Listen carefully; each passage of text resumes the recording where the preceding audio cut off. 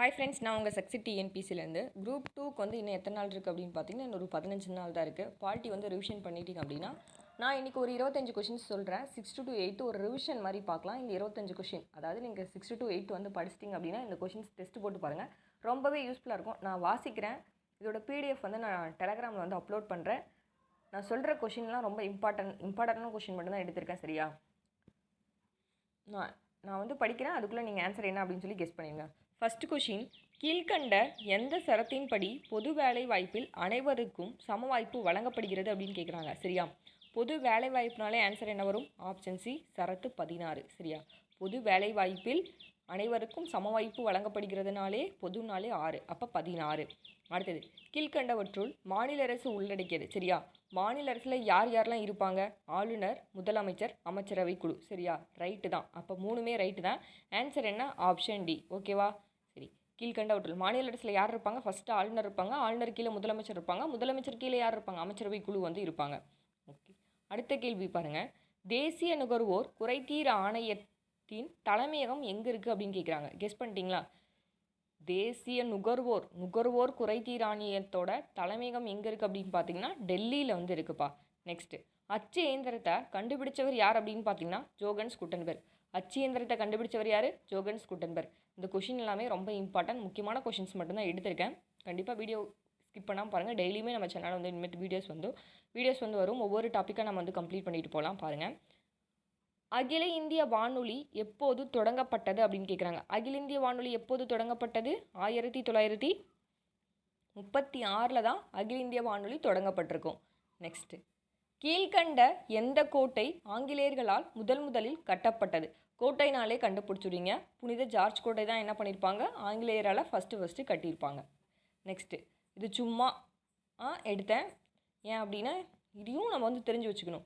2011ஆம் ஆண்டு மக்கள் தொகை கணக்கெடுப்பின்படி இந்தியாவோட ஆண் பெண் கல்வியறிவு விகிதம் எவ்வளோ அப்படின்னு பார்த்தீங்கன்னா 16.68%, சரியா? நெக்ஸ்ட்டு மேட்ச் பாருங்கள். மாநிலம் நடனம் வந்து கொடுத்துருக்காங்க. நம்ம அந்த மாநிலத்துக்குரிய நடனம் என்னன்னு சொல்லி ஷார்ட்கட் போட்டு எல்லாமே படித்து வச்சுருப்பீங்க. இதில் கெஸ் பண்ணுங்கள் பார்க்கலாம். அசாம் ஃபிகு, கேரளா தெய்யம், ஜம்மு காஷ்மீர் தும்மல், ராஜஸ்தான் கல்ஃபோலியா, ஓகேவா? ஆன்சர் என்ன? ஆப்ஷன் ஏ, 1 2 3 4 லைனாகவே தான் இருக்குது, ஓகேவா? எப்படி ஷார்ட்கட் போட்டிருப்பீங்க? அசாம் அப்படின்னா ஃபிகு, கேரளா அப்படின்னா தெய்வம், அவங்க கேரளாவில் அதிகமாக தெய்வத்தை வந்து கும்பிடுவாங்கன்னு படிச்சிருப்பீங்க. ஜம்மு காஷ்மீர் அப்படின்னு பார்த்தீங்கன்னா ஜம்மு கேஷ், அதாவது அங்கெல்லாம் ரொம்ப குளிராக இருக்கும், அப்போ தும்மல் வந்துடும், சளி பிடிச்சிக்குன்னு படிச்சிருப்பீங்க. ராஜஸ்தான் அப்படின்னு பார்த்தீங்கன்னா கல்ஃபோலியா, ராஜாவை பார்த்தா கல் எடுத்து அடிக்கணும் அப்படின்னு தோணும், ஓகேவா? இந்த மாதிரி ஏதாவது ஷார்ட்கட் போட்டு படித்து வச்சுருப்பீங்க, ஓகேவா? இதெல்லாம் இம்பார்ட்டன்ஸ். ஓகே, ஒரு டைம் வந்து ரீகால் பண்ணிக்கிறோம், ஓகே, அவ்வளோதான். எழுத்தறி விகிதத்தில் ஏறு வரிசையில் எழுத சொல்லியிருக்காங்க. அப்போ எழுத்தறி விகிதத்தில் அதிகமாக இருக்கிறது தான் நம்ம வந்து பார்க்கணும். ஏறு வரிசை அப்படின்னு பார்த்தீங்கன்னா ஃபஸ்ட்டு நீலகிரி, அதுக்கப்புறம் தூத்துக்குடி, சென்னை, கன்னியாகுமரி, சரியா? நெக்ஸ்ட் கொஷின், இந்த லைன் யார் சொன்னாங்க அப்படின்னு சொல்லுங்கள். இந்தியா பல்வேறு நம்பிக்கைகளை சமமாக போற்றி மதிக்கப்படும் இடமாக இருப்பதோடு மட்டுமல்லாமல் ஒரே தேசிய கண்ணோட்டத்தையும் கொண்டிருக்கிறது அப்படின்னு சொன்னது யார் அப்படின்னு பார்த்தீங்கன்னா ஜவஹர்லால் நேரு அவர்கள் வந்து சொல்லியிருப்பாங்க. நெக்ஸ்ட்டு, மேட்ச் த ஃபாலோவிங் பாருங்கள். இது வந்து ஓட்டுரிமை எப்போ கொடுத்தாங்க அப்படின்னு சொல்லி நியூசிலாந்து அப்படின்னு பார்த்தீங்கன்னா எப்போ? ஐக்கிய பேரரசு, அமெரிக்க ஐக்கிய நாடுகள். நியூசிலாந்துக்கு எப்போ அப்படின்னு பார்த்தீங்கன்னா 1893 வந்து கொடுத்துருப்பாங்க. நெக்ஸ்ட், ஐக்கிய பேரரசு அப்படின்னு பார்த்தீங்கன்னா 1918 தான். அமெரிக்க ஐக்கிய நாடுகள் பார்த்தீங்கன்னா 1920 கொடுத்துருப்பாங்க. ஆன்சர் என்ன வரும்? ஆப்ஷன் பி, 3 to 1, ஓகேவா? ரொம்ப இம்பார்ட்டன்ட் இதெல்லாமே. நெக்ஸ்ட், இந்தியாவின் மிக பழமையான உள்ளாட்சி அமைப்பான சென்னை மாநகராட்சி. இந்த கொஷின்ஸ் எல்லாம் ஈஸியாக போட்டுருவீங்க. சென்னை மாநகராட்சி எப்போ அமைக்கப்பட்டது அப்படின்னு பார்த்தீங்கன்னா 1688 தான் என்ன பண்ணியிருப்பாங்க? சென்னை மாநகராட்சி அமைக்கப்பட்டிருப்பாங்க, சரியா? அம்பேத்கர் பற்றிய கூற்றுகளில் தவறானது என்ன அப்படின்னு கேட்குறாங்க. நான் படிக்கிறேன், அதுக்குள்ளே தவறானது என்னன்னு கெஸ் பண்ணிடுங்க. 1915 எம்ஏ பட்டம், அரசமைப்பு நிர்ணய சபையின் வரைவுக்குழு தலைவராக இருந்திருப்பாங்க, இந்தியா முதல் நிதியமைச்சராக இருந்தார், 1990 பாரத ரத்னா விருது வந்து வாங்கியிருப்பாங்க. நான் எடுக்கிற கொஷின் பேட்டர்ன் எல்லாமே டிஎன்பிசி குரூப் 2ஆக இருக்கட்டும், குரூப் 4ஆக இருக்கட்டும், சரியா?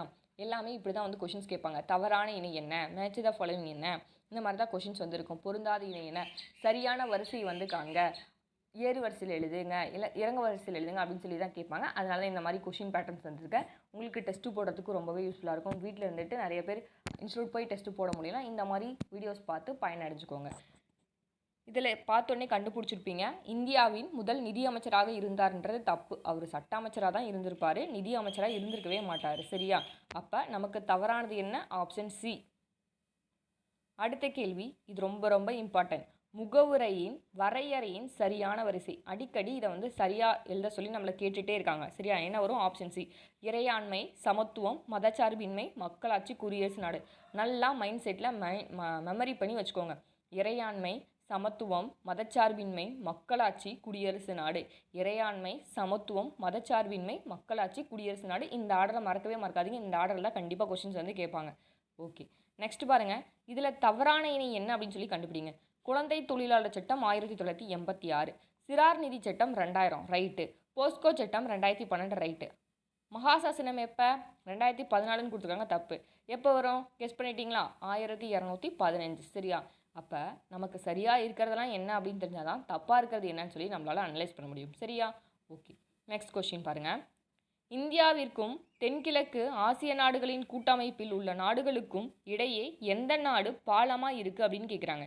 எந்த நாடு பாலமாக இருக்குது? இது ஒரு டிஃப்ரெண்ட் கொஸ்டின்ஸ், புக்கில் வந்து நீங்கள் படிச்சிருக்க மாட்டீங்க. சரியா? இந்தியாவிற்கும் தென்கிழக்கு ஆசிய நாடுகளின் கூட்டமைப்பில் உள்ள நாடுகளுக்கும் இடையே எந்த நாடு பாலமாக இருக்குது அப்படின்னா ஆப்ஷன் சி, மியான்மர் தான் பாலமாக இருக்குது.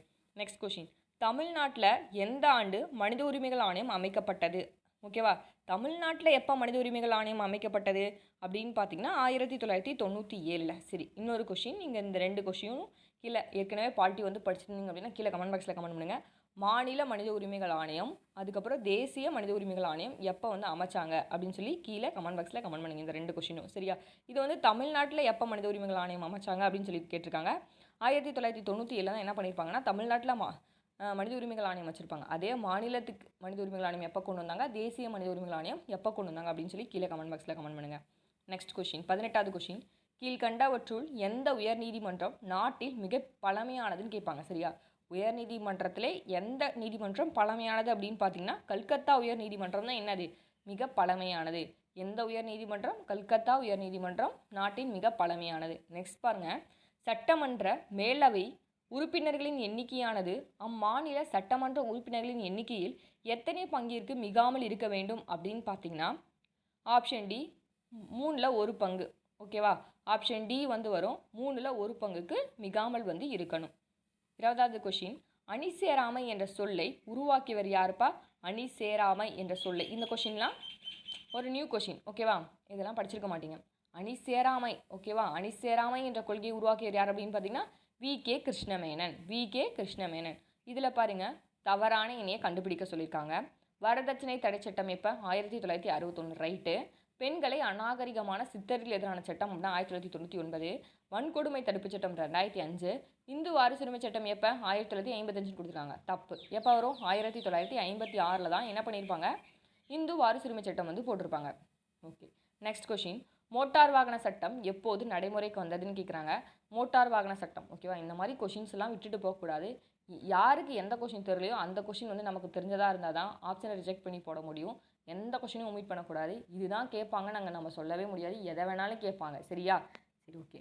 மோட்டார் வாகன சட்டம் எப்போது நடைமுறைக்கு வந்தது அப்படின்னா 1989 ஜூலை 1 என்ன பண்ணியிருப்பாங்கன்னா மோட்டார் வாகன சட்டம் வந்து நடைமுறைக்கு வந்திருக்கும். Next question. அரசியலமைப்பு சட்டப்படி உயர் மற்றும் உச்ச நீதிமன்றங்கள் எவ்விதிப்படி நிதி பேராண்களை வழங்குகிறது அப்படின்னு கேட்குறாங்க. சரியா? ஆன்சர் என்ன வரும்? விதி 226 to 32. 226, 32. இதுதான் என்ன பண்ணுறாங்க, உச்ச நீதிமன்றத்துக்கும் சரி உயர் நீதிமன்றத்துக்கும் சரி நிதி பேராண்மையை வந்து வழங்குறாங்க. அடுத்தது மேட்ச்சு. கடற்படை தினம் அப்படின்னு பார்த்தீங்கன்னா எப்போ?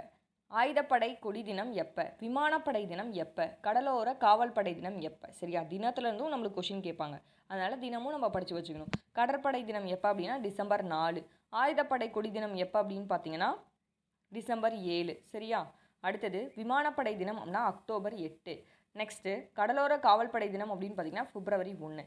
ஆன்சர் என்ன வரும் அப்படின்னு பார்த்தீங்கன்னா ஆப்ஷன் பி, 4321. 4321. நெக்ஸ்ட் கொஷின் பாருங்கள்.